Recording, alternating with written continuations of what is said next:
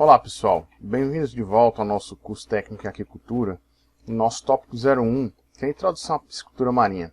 Tá? Na aula passada, nós ficamos de concluir essa parte da biologia marinha e começar a parte de fisiologia digestiva. Mas por questões didáticas, nós vamos deixar a fisiologia digestiva somente para a próxima aula, tá bom? Então, continuando ainda dando uma geral sobre a classe Ostreichet, nós vamos entender as diferentes partes dos peixes ósseos. Começando aqui pelo desenho esquemático otimizado, tá? Onde nós vamos ter aqui as numerações, por exemplo, de 1 a 4, se referente ao aparato bucal do peixe, maxila, maxila superior, mandíbula, certo?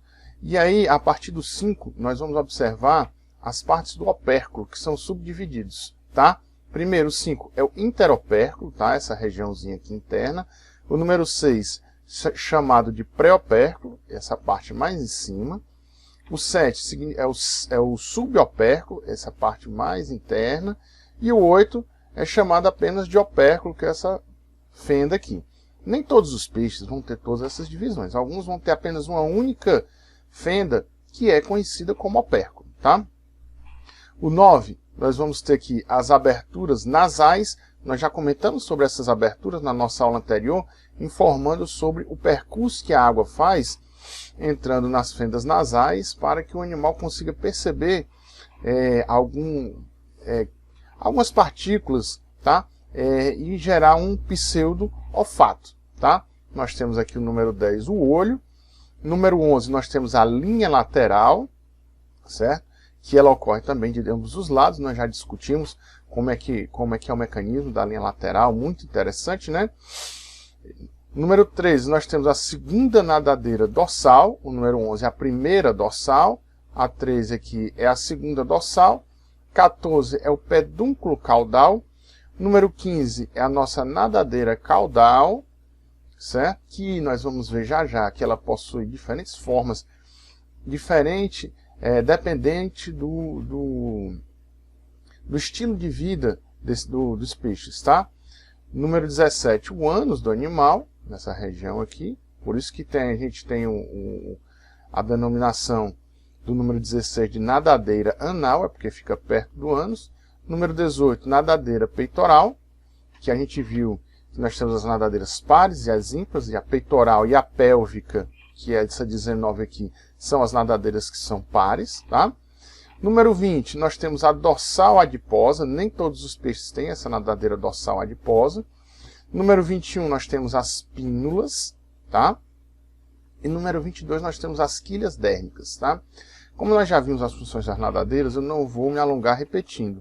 Vou só adentrar na função das pínulas, tá? E das quilhas dérmicas, né? A gente vê aqui um exemplo desse atum. E essas pínulas, elas servem basicamente para auxiliar na estabilização do nado, tá? Fazendo com que o animal também vá para a direita ou para a esquerda. Eu poderia citar que grosseiramente é quase como um aerofólio do peixe, fazendo com que como esses peixes eles têm uma natação muito mais rápida, e nós só vamos ver essas estruturas em peixes que têm nado bem acelerado, atum, cavala, serra, todos esses peixes são peixes que têm um nado bem acelerado. E essas estruturas vão auxiliar na estabilização do nado, assim como as quilhas dérmicas, tá?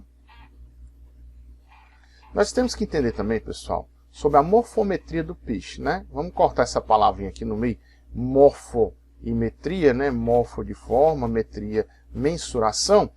Nós vamos ter que entender como é que se faz a morfometria dos peixes, mas nós vamos basear em alguns parâmetros morfométricos. Nós não vamos nos estender a todos, tá? A gente tem, por exemplo, aqui a altura do peixe, né? Tamanho da cabeça, tamanho do olho. Mas para a gente que vai trabalhar com a parte de produção, é interessante que a gente entenda basicamente os comprimentos, tá? Então nós vamos ter aqui o comprimento total, tá certo? Que é a letra A, que vai da onde? É a medida da ponta do focinho até a extremidade mais longa da nadadeira caudal. Nós vamos ver a letra B, chamada comprimento zoológico, que é quem? É a medida entre a ponta do focinho e a extremidade do raio mais curto da nadadeira caudal. E quando eu falo raio, é porque a gente tem que imaginar que aqui, nós vamos ver já uma radiografia de um peixe, nós temos uma série de raios, né, para dar sustentação a essa nadadeira. Então, o comprimento zoológico, ele vai da ponta do focinho até o raio mais curto, tá? E o comprimento padrão, ele vai da ponta do focinho até o fim da coluna vertebral do nosso animal. Professor, e dessas medidas, qual que nós vamos mais utilizar? Quando a gente fala em biometria dos peixes, né, para verificar o crescimento do animal, para saber se eles estão com crescimento dentro do que nós planejamos para a nossa produção, via de regra se utiliza mais o peso, o ganho de peso. Mas em alguns momentos nós vamos necessitar também medir o ganho em comprimento do animal. E o comprimento geralmente nós vamos utilizar é o comprimento total, da ponta do focinho até a extremidade mais longa da nadadeira caudal.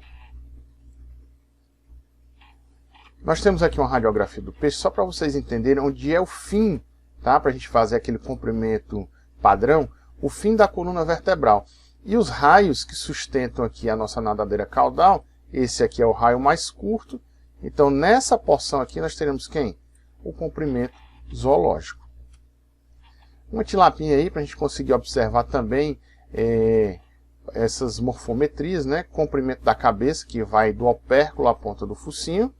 O comprimento padrão até o fim da coluna vertebral.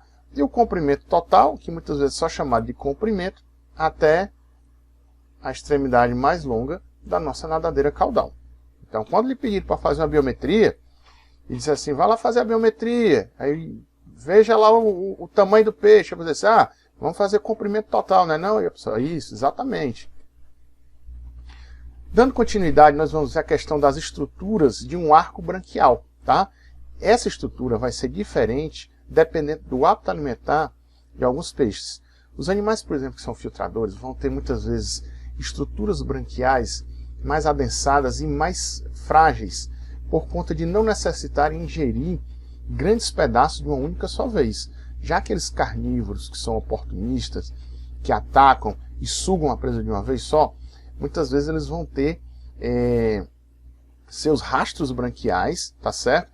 Bem mais rígidos para proteger as finas lamelas branquiais que vão estar aqui recobertas pelo opérculo do animal, tá?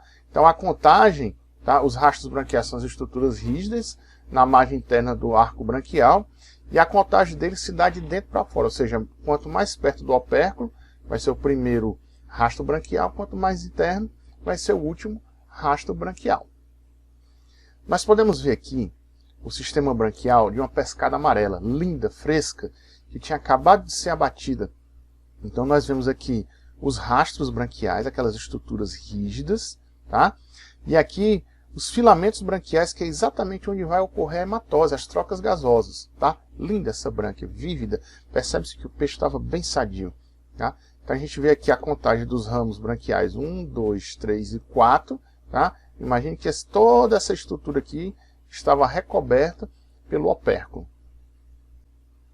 Dando continuidade, nós vamos ter as estruturas da nadadeira dorsal, tá? A nadadeira dorsal, nós vamos ter tanto os raios duros quanto os raios moles. Então, geralmente, a primeira dorsal, nós temos os espinhos mais duros. E qual é a função dele? Ah, professor, toda vez que eu pego num peixe, ele fura a minha mão aí com essa nadadeira dorsal. Essa é uma das funções dele, realmente, a proteção. Mas é mais para justamente levantar a membrana da nadadeira dorsal, que vai funcionar como uma espécie de vela. Na verdade, nós já vimos que a nadadeira dorsal, ela controla o movimento do peixe para a direita ou para a esquerda.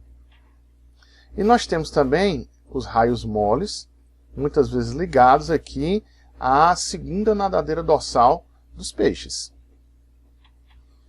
Os principais tipos, pessoal, de cauda dos nossos peixes, nós vamos ter, por exemplo, peixes com nadadeira truncada, duplamente emarginada, pontiaguda, arredondada, lunada e furcada.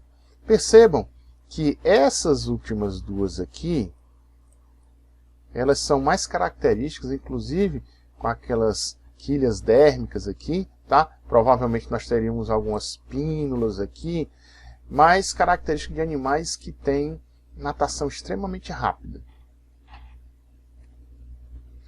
E as escamas? As escamas elas vão ter, como nós já mencionamos, função protetora e também reduzem o atrito ao nadar.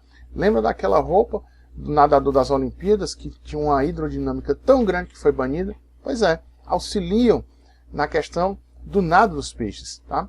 Além disso, o tipo e o tamanho das escamas muitas vezes vão ser relacionados ao modo de vida do animal. Então as escamas, pessoal, elas vão variar bastante de espécie para espécie de peixe. Nós vamos ter escamas indo desde pequenas microscópicas escamas, como observado em algumas enguias, até escamas, por exemplo, com 10 centímetros, como a gente observa no pirarucu, ou mesmo escamas de 20 centímetros, como num ciprinídeo chamado tortó.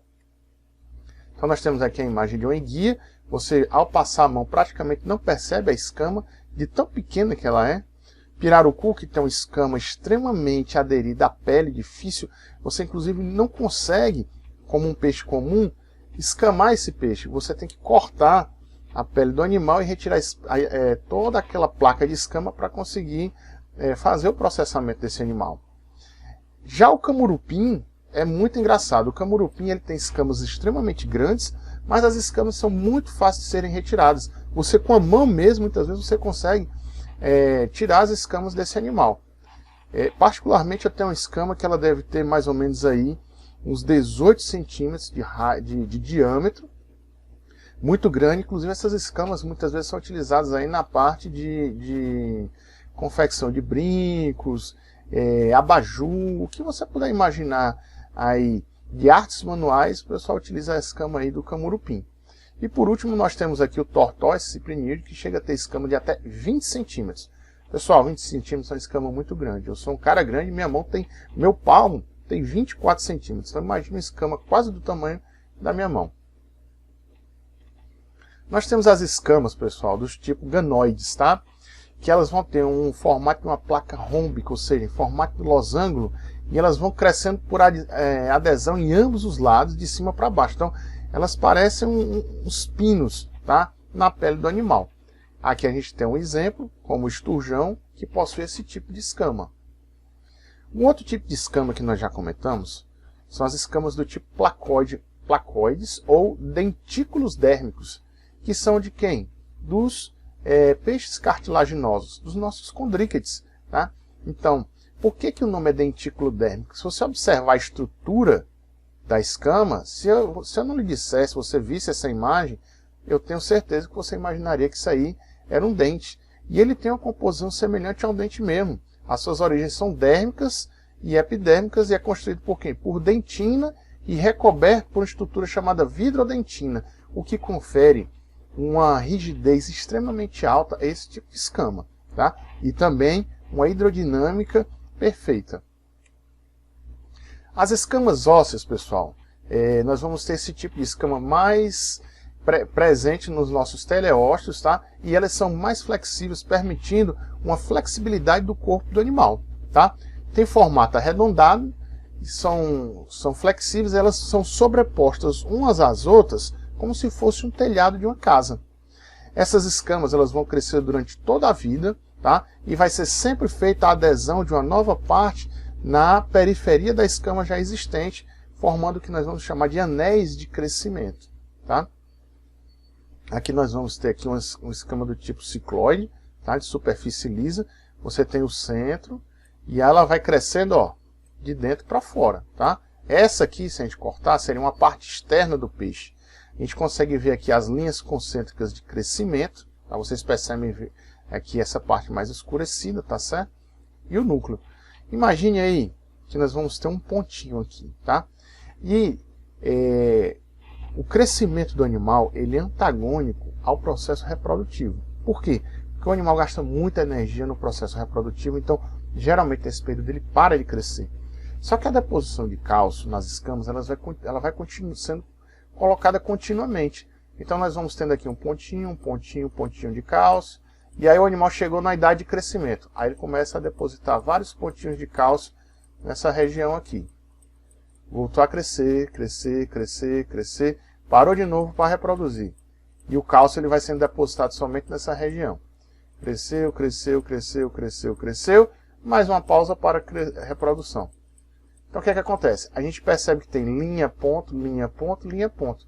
Só que isso a gente está vendo numa unidimensional, numa linha. Mas se nós imaginarmos isso bidimensional num plano, isso vai ocorrer o quê?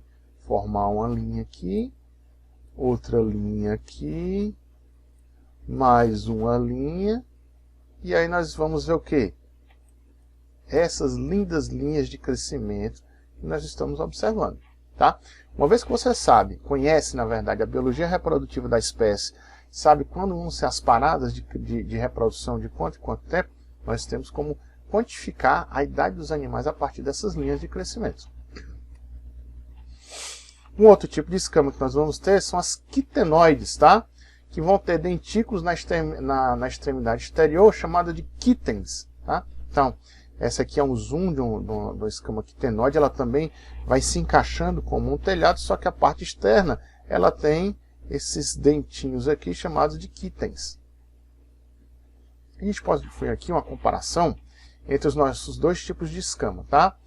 Essa aqui é a parte posterior, imagina que daqui para cá está dentro do peixe, daqui para cá está fora do peixe, tá? E aí a gente vê a parte dos quitens e a parte lisa das escamas cicloides.